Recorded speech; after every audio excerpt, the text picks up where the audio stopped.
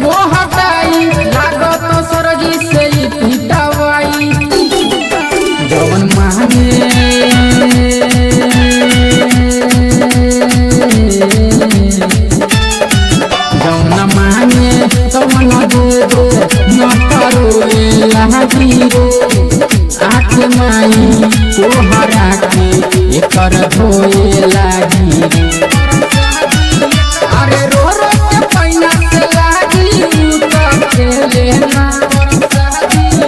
अरे हमारे माल के लइका हो पर शादी तोइका दे देना अरे हमारे माल के बेटा बा पर शादी एकरा दे देना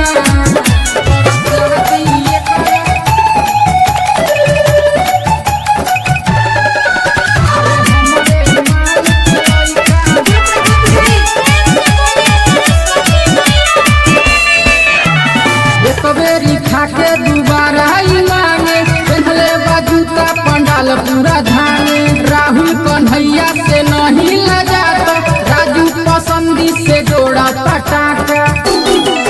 पारले जी विसकतना